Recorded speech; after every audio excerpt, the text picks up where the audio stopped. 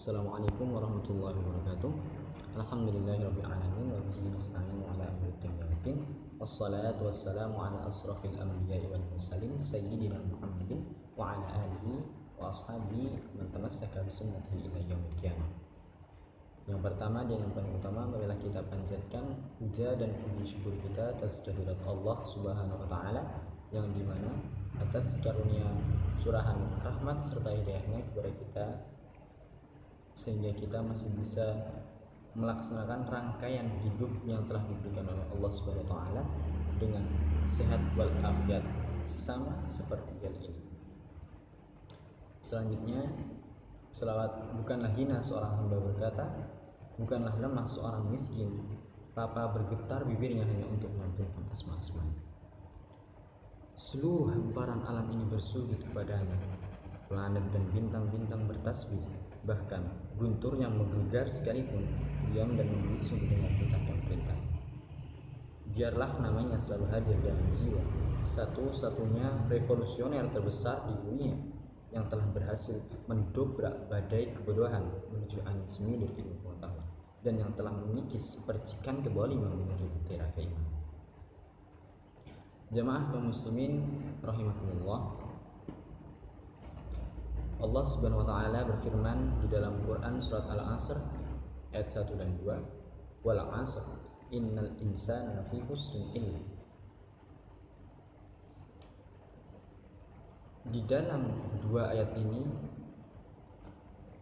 menerangkan tentang pentingnya kita dalam menggunakan waktu yang telah diberikan oleh Allah Subhanahu wa taala kepada kita.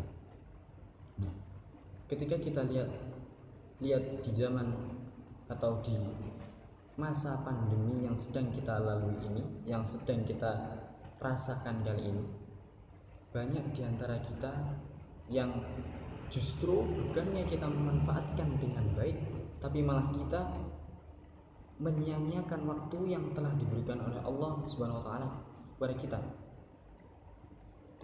Banyak kita lihat di sekitar kita, atau mungkin kita lihat di medsos yang kita miliki, Facebook, Instagram, atau mungkin yang lainnya.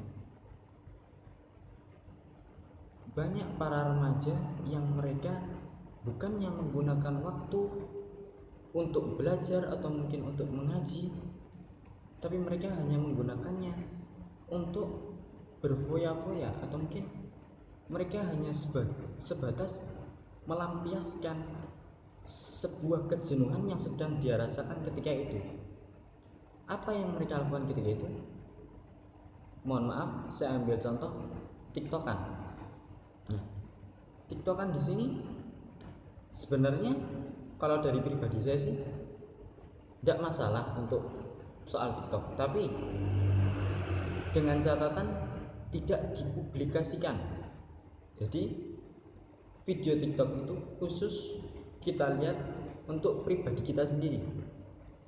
Namun sayangnya di luar sana, terkhusus para perempuan, banyak mereka yang justru melakukan hal yang sebaliknya.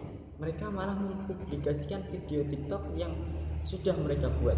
Padahal kebanyakan dari mereka banyak yang membuat video tersebut dengan mereka berpakaian yang kurang menutup syar'i.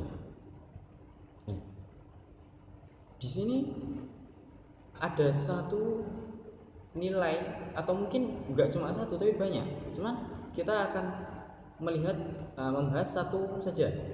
Jadi ketika kita flashback ke zaman dahulu di masa Nabi Muhammad SAW, beliau sungguh mati-matian membela nasib kaum perempuan, nasib kaum Hawa.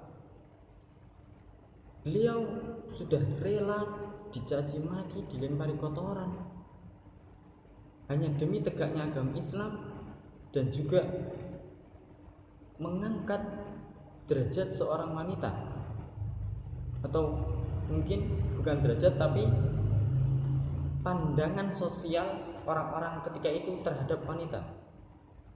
Nah, tapi ketika kita lihat di zaman sekarang ini, seolah-olah perjuangan Nabi Muhammad SAW, Nabi kita, Nabi umat Muslim, di mata mereka sia-sia, tidak ada nilainya.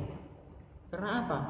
Nabi Muhammad sudah mati-matian membela nasib kaum wanita, tapi wanita sekarang justru malah mereka dengan sendirinya, dengan pedenya menurunkan derajat mereka di mata sosial. Dengan cara apa? Yaitu tadi, mereka membuat video tiktokan yang kadang mereka sampai goyang-goyang gak jelas kayak gitu kan. Astagfirullahaladzim.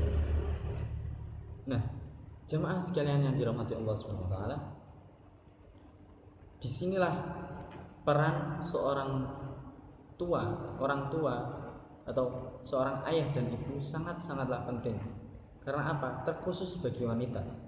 Seorang wanita yang belum menikah, otomatis dia dosa yang dia timbulkan bagi dirinya sendiri otomatis akan ditanggung oleh seorang ayah dan seorang saudara laki-lakinya, entah itu kakak laki-lakinya ataupun adik laki-lakinya. Berbeda dengan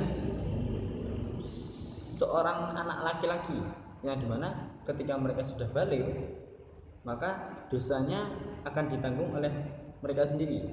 Tapi kalau seorang wanita, meskipun mereka sudah balik, dosanya tetap seorang ayah akan tetap mendapatkan aliran dosanya ketika si perempuan tersebut melakukan sebuah hal yang dinilai dosa oleh Allah Subhanahu wa taala. Nah, jamaah sekalian yang dirahmati Allah Subhanahu wa taala, disinilah marilah kita bersama-sama membenahi diri kita supaya kita bisa memanfaatkan waktu, kita bisa menahan hawa nafsu untuk ikut-ikutan berjoget-joget ria yang tidak sepantasnya kita lakukan oleh para umat muslim sekalian. Jemaah sekalian yang dirahmati Allah SWT, mungkin hanya ini yang dapat saya sampaikan. Semoga bisa bermanfaat. Nun wal qalamu yasturun. Astaghfirul khairat. Wassalamualaikum warahmatullahi wabarakatuh.